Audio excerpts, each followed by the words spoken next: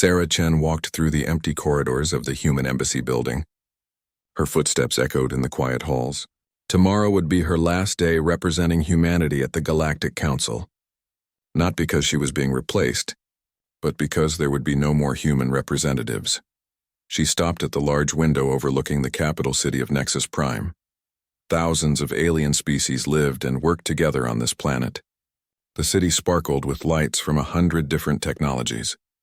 Flying cars moved between tall buildings. Market stalls sold goods from across the galaxy. It should have been beautiful. Instead, Sarah felt only sadness. 3 days ago, the Council had made their final decision about the Vega mining dispute. The Zephyrians wanted the mineral-rich asteroids, the Drakmari wanted the gas giants' moons, and humanity had asked for just one small rocky planet that nobody else wanted. The planet had rare metals that humans needed for their research. The humans can have the scraps, the Zephyrian ambassador had said with a laugh. They don't have the technology to mine anything useful anyway. The entire council chamber had erupted in laughter. Even the species that called themselves Friends of Humanity had smiled. Not one voice spoke up for the human claim. Not one delegate asked why humans might want that particular planet. Sarah had sat in the back corner of the great chamber. The human delegation always got the worst seats. They were placed behind pillars where the cameras couldn't see them. When Sarah tried to speak during debates, the chairman would often forget to call on her. When human proposals came up for votes, they were always scheduled at the end of long sessions, when most delegates had already left. For 50 years, humanity had been part of the Galactic Council. For 50 years, they had tried to be good partners. They shared their knowledge freely. They helped with engineering problems that stumped other species. They volunteered for dangerous missions that no one else wanted.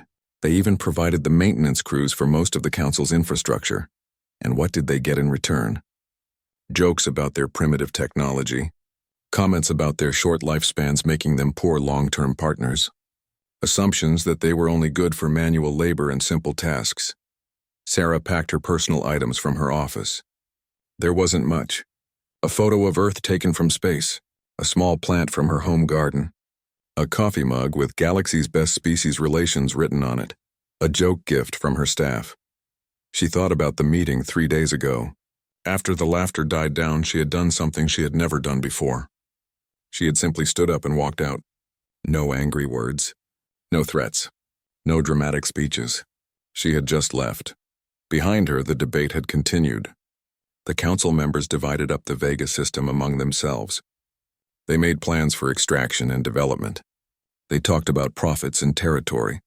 Not one of them noticed that the human representative was gone. That night, Sarah had sent a short message to Earth and all the human colonies. The message was simple. Pack up.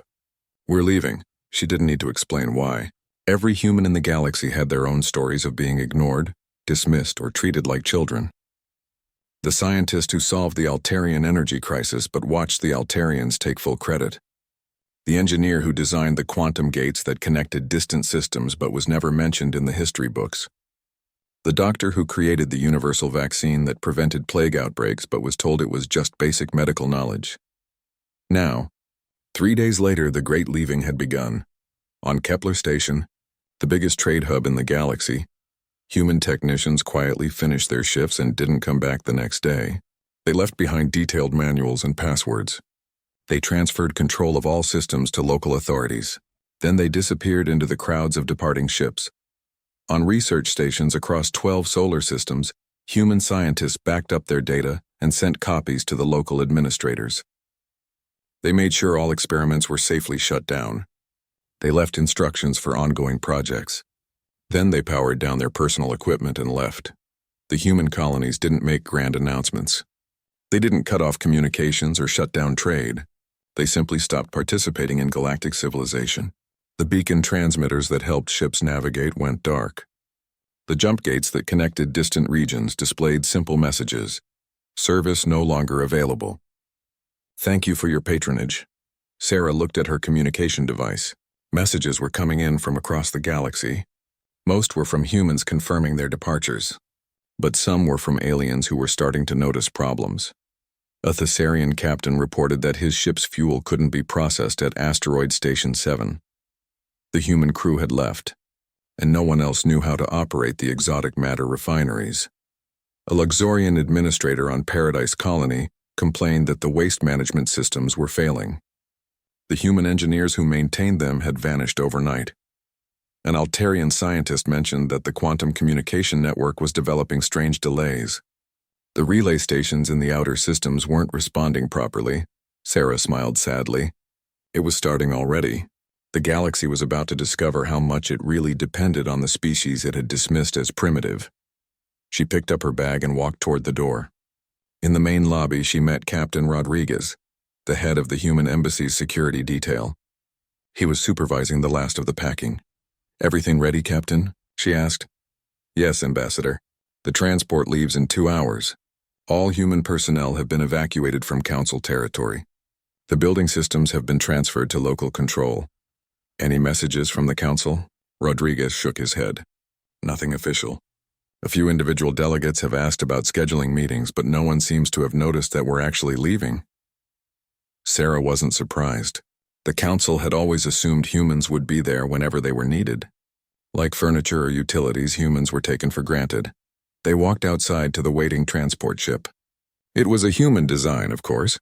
Clean lines and efficient systems.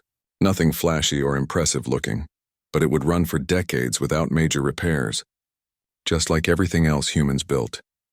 As they lifted off from the embassy landing pad, Sarah looked down at the city one last time. Somewhere in those buildings, the Galactic Council was probably meeting. They were likely debating some minor trade regulation or arguing about territorial boundaries.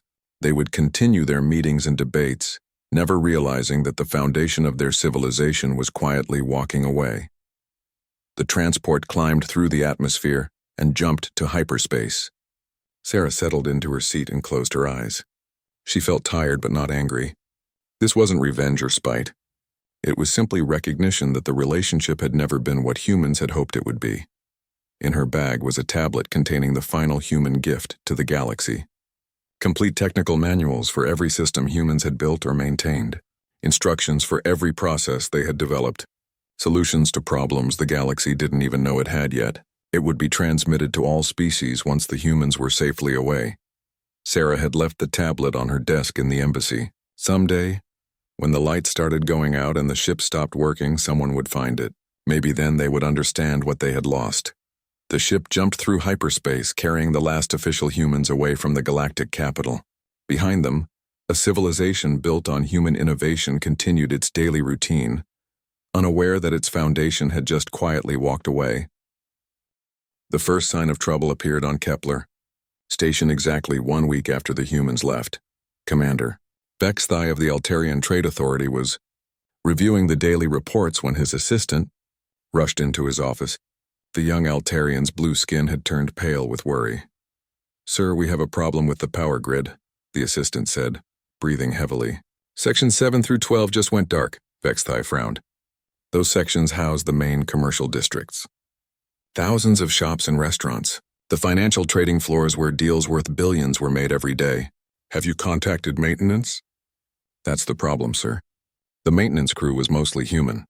They left last week with everyone else." Bexthai had heard about humans leaving their jobs across the galaxy. He hadn't paid much attention. Humans came and went. They were easy to replace. "Contact the backup team." "Sir, the backup team doesn't know how to operate the fusion reactors. The humans designed them. All the documentation is in human languages and mathematics." For the first time, Bexthai felt a touch of concern. Kepler Station generated massive profits from trade. If the power systems failed, ships couldn't dock. Cargo couldn't be processed. The entire economy of 3-star systems would grind to a halt. "Get someone who can read human documents," he ordered. "We're trying, sir, but most of the humans who spoke our languages have also left." 2 hours later, the life support systems in sections 7 through 12 began failing. Emergency power lasted another 6 hours before that too ran out. By evening, Bexthai had to evacuate 50,000 people from the commercial districts. Similar problems were appearing throughout the galaxy. On the luxury world of Paradise, the Luxorian elite were facing their own crisis. The beautiful crystal cities that housed the galaxy's wealthiest citizens were slowly filling with garbage. The waste processing systems had stopped working 3 days ago. "This is intolerable," declared Lord Shimmerfall at an emergency meeting of the Planetary Council. "We pay enormous taxes for basic services. Why aren't the systems working?" The chief administrator, a nervous Luxorian named Brightwing, consulted his tablet. "My lord, it appears that the waste systems were maintained entirely by human technicians. They had some sort of biological process that broke down organic waste. Without them, the systems have stopped functioning." "Then hire new technicians," Lord Shimmerfall commanded. "My lord, we've contacted every engineering firm in the sector. None of them understand the human biological systems. Some of the equipment appears to be living organisms that require constant care." The meeting continued for hours, but no solutions emerged. Outside the Crystal Palace's garbage piled up in the streets. The beautiful gardens that attracted tourists from across the galaxy began to smell like sewers. Meanwhile, in the Outer Rim systems, even stranger problems were developing. The Thessarian Empire prided itself on having the fastest ships in the galaxy. Their elegant vessels could travel between star systems in days instead of weeks. The secret was their exotic fuel, processed from rare stellar gases found only in dangerous nebulae. Captain Zushar commanded one of their fastest courier ships. His mission was simple: deliver important documents from the Thessarian capital to the border worlds. The trip normally took 3 days, but when he arrived at Nebula Station 15 to refuel, he found the facility abandoned.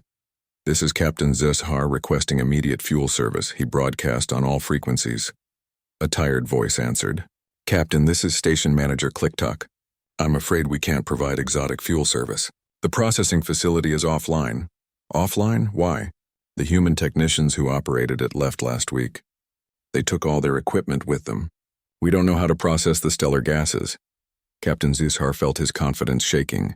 "Don't you have backup procedures? Training manuals?" "The humans tried to train some of our people over the years, but the process is extremely complex. It involves some kind of quantum manipulation that our scientists don't understand. We have the raw materials, but we can't refine them into usable fuel." Captain Zushar was stranded. His ship carried enough fuel to reach maybe 2 more star systems, but not enough to return home. Across the Thessarian space, their proud fleet was slowly becoming grounded as fuel supplies ran out. The problem spread faster than anyone expected. Communication networks began developing serious delays. Messages that should have taken minutes to travel between systems were taking hours or days. Sometimes they didn't arrive at all. Dr. Kethera, the Centaurian scientist responsible for maintaining the quantum communication grid, discovered the source of the problem by accident. She was investigating a minor delay in transmissions to the outer colonies when she found something disturbing in the system logs. The relay stations that carried messages across vast distances weren't located where everyone thought they were. According to the official records, the relays were positioned at major star systems and trade routes, but the actual signal paths were different. Dr. Kethera traced the real communication routes on her star charts. To her amazement, the signals were being routed through small, seemingly unimportant systems. Asteroid mining operations, research stations on barren moons, places where humans had established quiet outposts that everyone else ignored. She pulled up the technical specifications for the communication network. The documents showed impressive Xerillian quantum processors and Centaurian signal boosters. But buried deep in the code, she found something that made her tentacles curl with shock. The mathematical formulas that made faster-than-light communication possible were not Xerillian or Centaurian. They were human. The entire quantum communication network was built on human theoretical physics and human engineering. The other species had contributed fancy components and beautiful interfaces, but humans had solved the fundamental problems that made it all work. Now those human relay stations were going dark one by one. The humans weren't shutting them down out of spite. They were simply leaving and taking their knowledge with them. Without constant maintenance and adjustment, the quantum entanglement fields were slowly decaying. Dr. Kethera realized that within a month, communication between distant systems would become impossible. She immediately sent a priority message to the Galactic Council, explaining the crisis. But when she checked 12 hours later, the message still hadn't been delivered. The relay station that served the Council's home system had gone offline that morning. On Nexus Prime, the capital of galactic civilization, Council Chairman Valix was growing annoyed with the increasing reports of system failures. His office was flooded with requests for emergency aid, complaints about infrastructure problems, and demands for immediate solutions. "This is clearly a coincidence," he announced at the emergency session he had called. "Multiple systems experiencing difficulties at the same time suggests coordinated sabotage. The humans are obviously trying to pressure us into giving them better terms." The Drekmari representative agreed enthusiastically. "Typical human behavior. They provide basic maintenance services, then withdraw them to create leverage. We should respond with economic sanctions." "What humans?" asked the Zephyrian delegate. "They've all left council space. There are no human colonies or businesses left to sanction." Chairman Valix waved dismissively. "They'll be back. They need our markets and our technology more than we need their simple labor. This is just a negotiating tactic." But privately, Chairman Valix was beginning to worry. His own office building had experienced several minor power outages in the past week. The transportation system that carried him between meetings had broken down twice. Even the holographic display system in the council chamber was acting strangely. His assistant had mentioned that most of these systems were maintained by human technicians. But that was impossible. Humans were a primitive species. They couldn't be responsible for maintaining advanced galactic technology, could they? As night fell over Nexus Prime, the city's lights flickered. In the harbor, several ships reported navigation system failures. The quantum gates that allowed instant travel to distant systems displayed warning messages about reduced capacity. Across the galaxy, a civilization that had taken human contributions for granted was slowly discovering how much they had depended on the species they had dismissed as inferior. But the worst was yet to come. 2 weeks after the first power failures, the Galactic Council faced a crisis unlike anything in its 1,000-year history. But the true scope of the disaster was only beginning to become clear. Dr. Cathera arrived at the abandoned human research facility on Luna with a team of the galaxy's best engineers. The small moon orbited Earth, which now lay empty and silent. The human homeworld had been evacuated so quietly that most of the galaxy still didn't know humanity was gone. According to the records, this was just a basic research station, said Engineer Thokran, a massive Krogar whose species was known for their building skills. The humans used it for simple experiments. Nothing important. Dr. Cathera's tentacles twitched with nervousness. After discovering that humans had built the communication networks, she had begun investigating other systems. What she was finding challenged everything she thought she knew about galactic civilization. They entered the research facility through the main airlock. The corridors were clean and well-maintained, but empty. The humans had left everything behind when they departed. Lights still worked. Computer systems were still active. It was as if they had simply vanished in the middle of their daily work. "Look at this," called out scientist Veer Shah from the Meridian Republic. She was standing in front of a large display showing star charts. "These are the hyperspace lanes we use for travel between systems." The other team members gathered around the display. The star chart showed the familiar routes that connected major systems across the galaxy.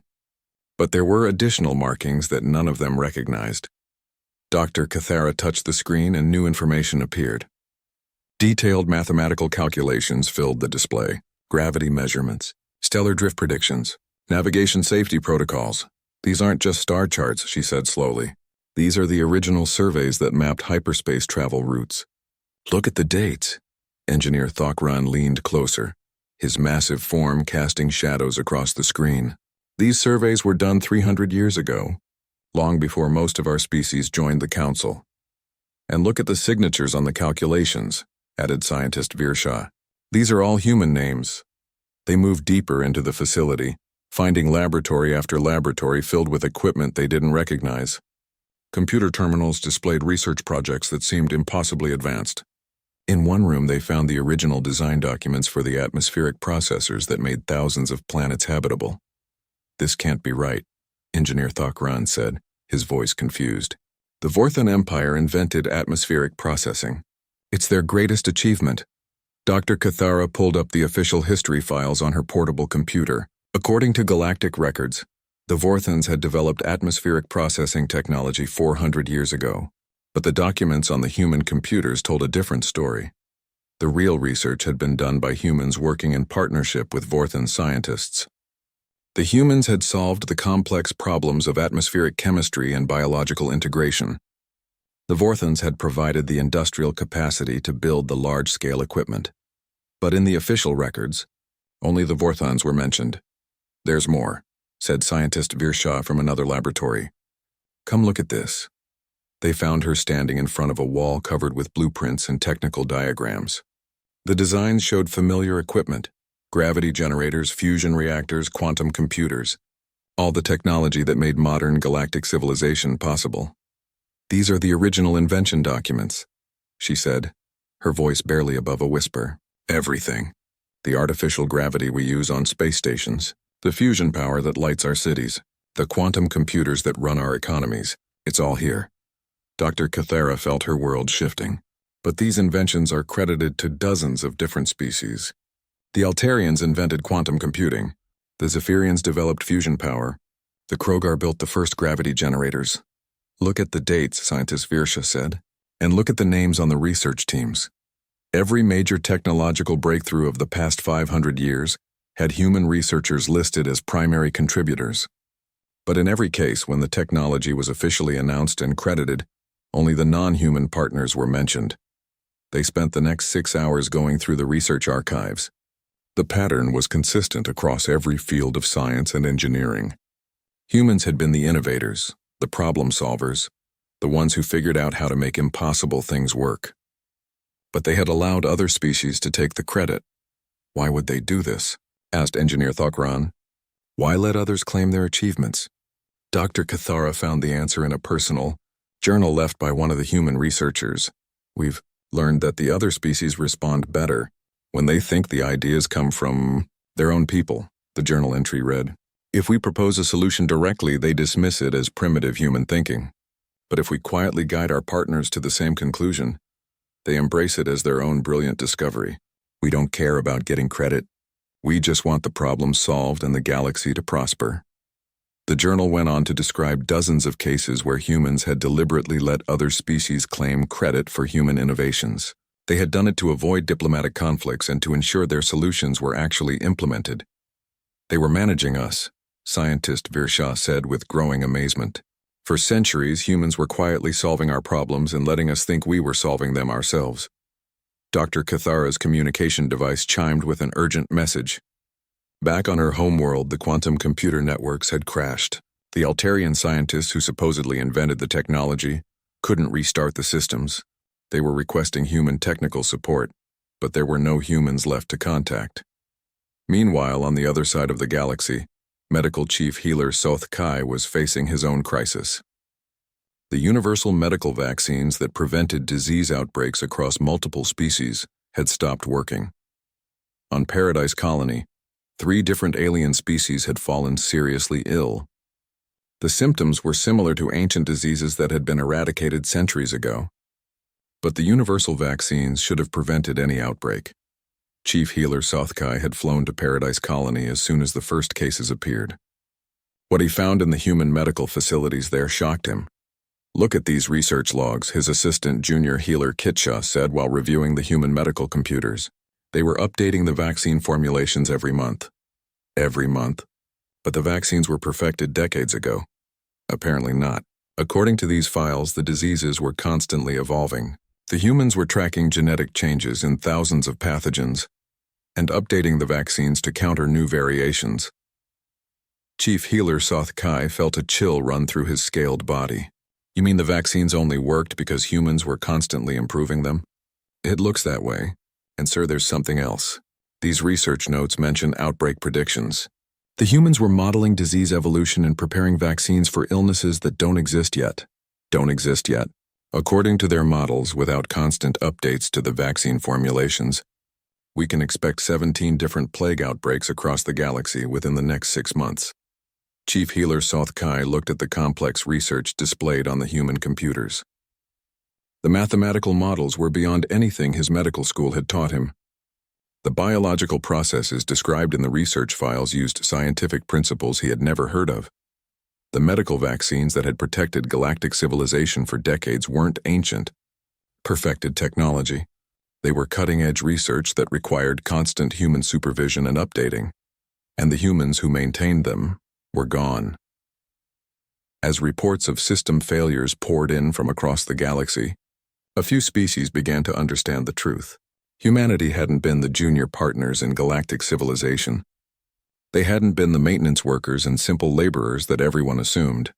They had been the quiet architects of everything that made the modern galaxy possible. And now, they were gone. On Nexus Prime, Chairman Valix received a summary report from his staff. Power systems failing on 47 worlds. Communication networks degraded across 12 sectors. Transportation systems breaking down. Medical emergencies in 31 colonies. For the first time in his long political career, Chairman Valix felt truly afraid. "Sir," his assistant said nervously, "we're also getting reports that some of the non-council species are advancing rapidly. The ones the humans contacted before they left." "What do you mean advancing?" "New technologies. Ships that are faster than anything we have. Energy systems that are more efficient than our best designs. It appears the humans have been sharing advanced knowledge with species we've always considered primitive." Chairman Valix stared out his office window at the city lights of Nexus Prime. Half the districts were experiencing rolling power outages. Ships were backing up in the harbor because the navigation systems were failing. For the first time in 1,000 years, the galactic capital was going dark.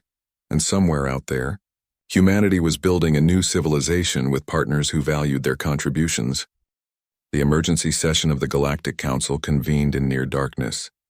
Half the lighting systems in the Great Chamber had failed, and the massive holographic displays that normally showed star maps and trade data flickered weakly before going black entirely.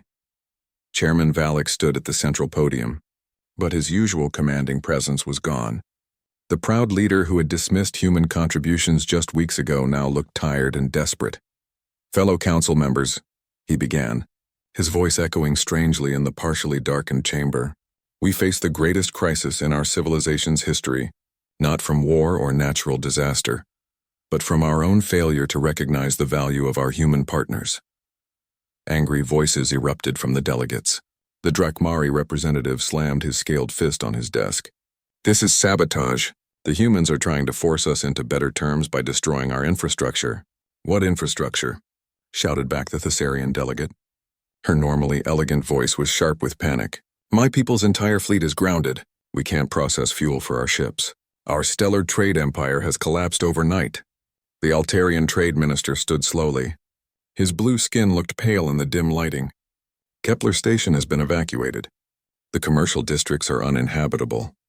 We've lost trillions in trade revenue, and our quantum computer networks have crashed across 7 sectors." Chairman Valix raised his hand for silence, but the arguments continued. Everyone had their own crisis to report. The Luxorian worlds were buried in garbage. The Centaurian communication networks were failing. The Krogar construction fleets couldn't repair anything because they had lost access to the technical databases that contained repair procedures. "Enough," Chairman Valix finally shouted, his voice cracking. "The situation is clear. We must contact the humans and negotiate their return." "On what terms?" asked the Zephyrian ambassador. "They've ignored every message we've sent. They won't even respond to our communication attempts." Dr. Cathera, who had been invited to brief the council on her discoveries, stood to address the assembly. Her tentacles moved nervously as she spoke. "Honored delegates, I've spent the last week investigating human research facilities. What I found changes everything we thought we knew about our civilization." She activated her portable display, showing the technical documents she had discovered. For the past 5 centuries, humans have been the primary innovators behind every major technological advancement. They didn't just maintain our systems, they invented them. The chamber fell silent as Dr. Cathara presented her evidence. Star charts showing human survey work that mapped hyperspace routes, medical research proving that humans had developed all the vaccines that kept galactic civilization healthy, engineering blueprints for every piece of technology that powered their worlds. "This is impossible," the Vorthan delegate said, but his voice lacked conviction. "We are an advanced species. We don't need primitive humans to what?" Dr. Cathara interrupted. "To power your cities? Because the fusion reactors on your homeworld stopped working yesterday. To process your atmosphere? Because the air recycling systems in your underground cities are failing without human maintenance. To navigate your ships? Because the stellar cartography networks have degraded so badly that 3 of your vessels are currently lost in space. The Vorthan delegate sat down heavily, saying nothing. Chairman Valix looked around the chamber at the faces of the galactic elite. For the first time in his political career, he saw fear in their eyes, not fear of external enemies or natural disasters, but fear of their own helplessness. Dr. Cathara, he said quietly, in your professional opinion, can we restore these systems without human assistance? The scientist's tentacles curled in what her species considered a gesture of deep uncertainty. Some systems might be repairable if we can find enough experts to study the human documentation they left behind. But most of the technology requires ongoing maintenance and updates that are beyond our current capabilities. The medical vaccines alone would take decades to understand fully. And how long do we have? Based on current failure rates, most inhabited systems will lose basic life support within 6 months. The communication networks will be completely down within 8 weeks, and according to human disease prediction models, we can expect major plague outbreaks to begin within days. The chamber erupted in panicked voices again, but this time the anger was replaced by desperation. We have to find them, the Thessarian delegate said. We'll offer them anything they want. Full council membership, territory, trade concessions. We tried that, Chairman Valix replied. The search fleets we sent out have had limited success.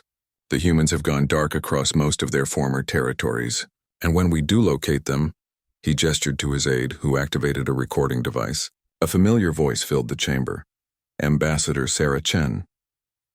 We appreciate the Council's generous offers, her recorded message said, but we're not interested in returning to our previous arrangement. We found better partners and more interesting projects to work on. The message was polite but firm. There was no anger in Sarah's voice, no demand for apologies or revenge. Just a simple statement of fact. Humanity was done with the Galactic Council. Better partners? The Krogar delegate asked. What does that mean? Dr. Cathara consulted her data tablet. Our intelligence report suggests that humans have been in contact with dozens of non-council species. Many of them were considered too primitive for council membership. Primitive species can't threaten the council, the Drakmari representative scoffed. Can't they? Dr. Cathara brought up new data on her display. The Cedians, an aquatic species we've always ignored, have developed underwater cities that are completely self-sustaining. Their technology is more advanced than anything we have. The crystallites, who we thought were just living rocks, have created computer networks that make our quantum systems look primitive. She scrolled through more reports. In every case, these advances happened after the species made contact with human advisors. The humans have been sharing advanced knowledge with anyone willing to work as equal partners. Chairman Valix felt a cold realization settling over him. You're saying these primitive species now have technology superior to ours? I'm saying they're not primitive anymore. And they remember how the Council treated them when they asked for membership decades ago. The implications hit the delegates like a physical blow. The species they had dismissed as unworthy were now the galaxy's most advanced civilizations.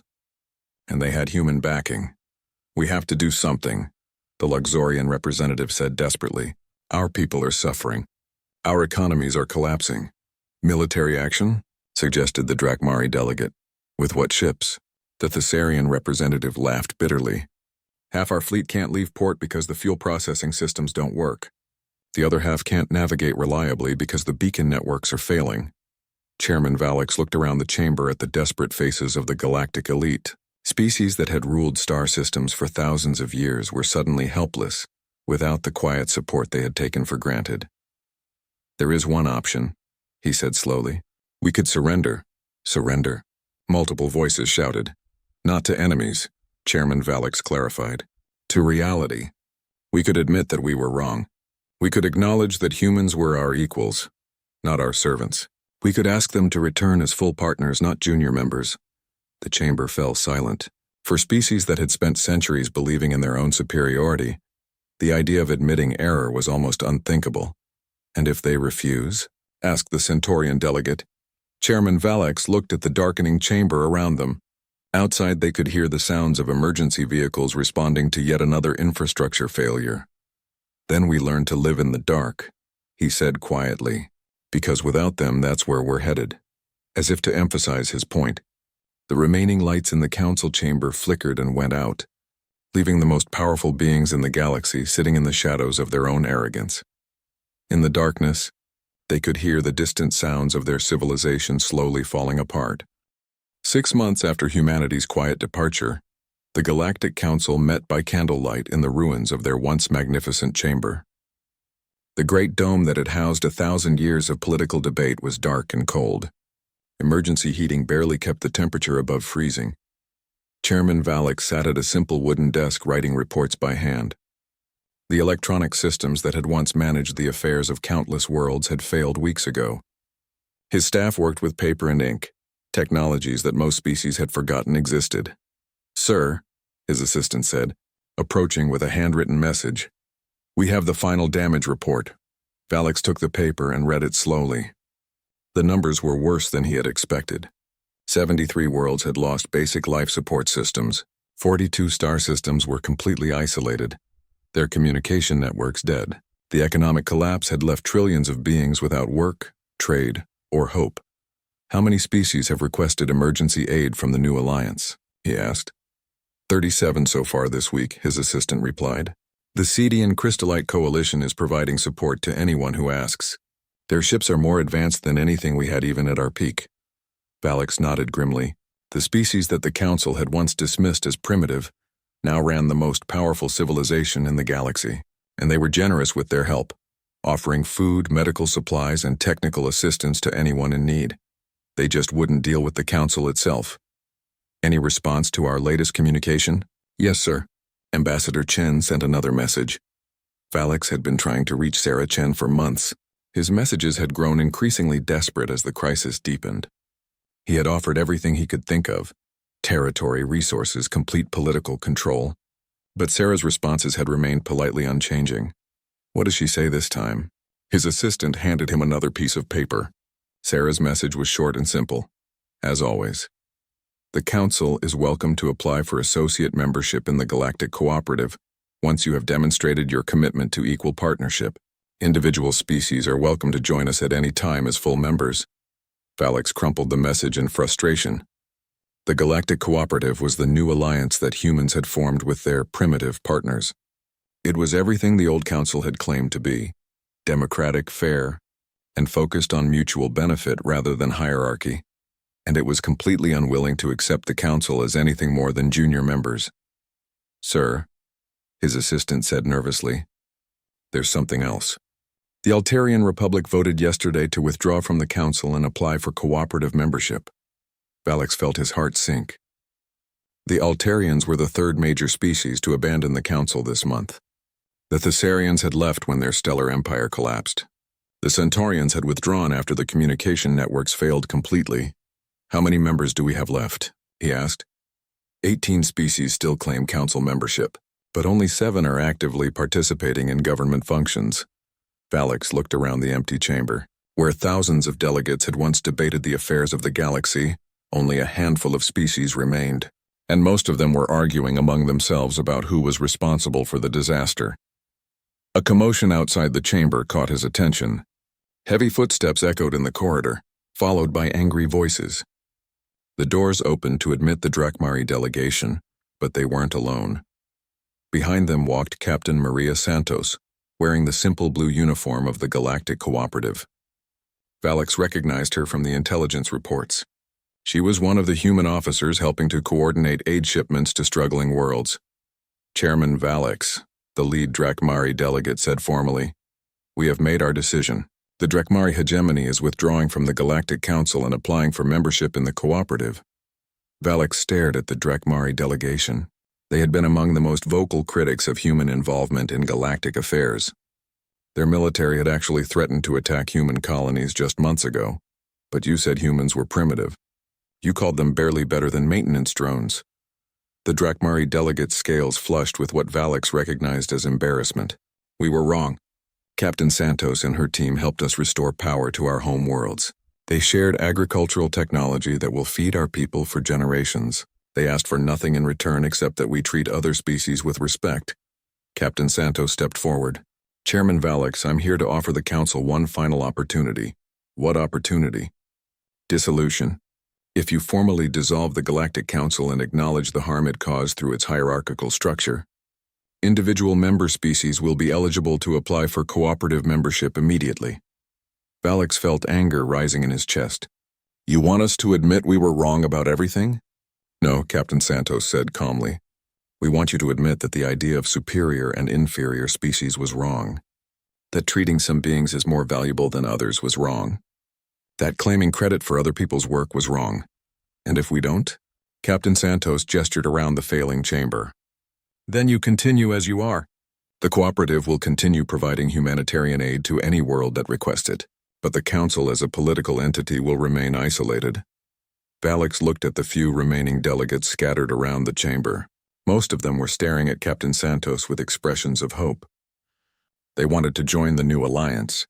They wanted their worlds to have power and communication and medical care again. What about our pride? He asked quietly. Our heritage? We've governed the galaxy for 1,000 years. And where did that governance lead? Captain Santos asked. Your subjects were starving while your elite lived in luxury. Your technology stagnated because you discouraged innovation from inferior species. Your military threatened anyone who challenged your authority. She paused and her expression softened. But that's in the past. The cooperative isn't interested in punishment or revenge. We're interested in building something better together. As equals? As equals. The chamber fell silent. Valix could hear the distant sounds of the city outside. Emergency sirens. The hum of cooperative relief ships landing at the spaceport. The voices of aid workers distributing food and medical supplies. For 6 months he had watched his civilization crumble. He had seen proud species reduced to begging for basic necessities. He had watched the primitive worlds that humans had partnered with become beacons of prosperity and innovation. The old way was clearly broken. Maybe it was time to try something new. If I agree to dissolution, he said slowly, will you guarantee that former council species can join the cooperative? Any species that demonstrates a commitment to equality and cooperation will be welcomed, Captain Santos confirmed. Including yours, Chairman Valix. The cooperative could use experienced administrators who understand the complexities of interstellar government. It was an offer of personal dignity along with political surrender. Valix appreciated the gesture. He looked around the chamber one more time at the delegates who remained. Most of them were nodding encouragingly. They had made their choice already. Very well, he said, standing slowly. I call for a vote on resolution. On 247, the formal dissolution of the Galactic Council and acknowledgement that our hierarchical model of government was fundamentally flawed. The vote was unanimous as the remaining delegates signed the dissolution documents. Captain Santos approached Valix's desk. There's something you should know, she said quietly. Humanity never wanted to destroy the Council. We just wanted to be treated as equals. When that became impossible, we chose to build something better with people who shared our values. Why didn't you fight back? Why didn't you demand better treatment? Captain Santos smiled sadly. Because fighting would have made us just like you. We chose to lead by example instead. She handed him a data tablet. This contains the technical documentation for repairing the infrastructure on all former Council worlds. Free of charge. Consider it a gift to help with the transition. Valix looked at the tablet. It represented years of human knowledge and innovation, the solutions to every technical crisis that had brought down his government. Why give this to us? We treated you terribly. Because people are suffering, Captain Santos said simply. And regardless of our political differences, we don't want anyone to suffer unnecessarily. As she walked away, Valix activated the tablet. The screen displayed a simple message. Welcome to the future. We're glad you decided to join us. Outside the chamber, the first cooperative engineering teams were already beginning repairs to the planetary power grid. Within hours, lights would return to the capital city. Within days, communication would be restored across the sector. Within months, the former Council worlds would be thriving again as members of a truly cooperative galactic community. Valix looked around the empty chamber one last time before walking toward the door. In the distance, he could see the lights of the city beginning to flicker back to life. The age of hierarchy was over. The age of cooperation had begun. And humanity, quiet and patient as always, was ready to help anyone who was willing to work together as equals.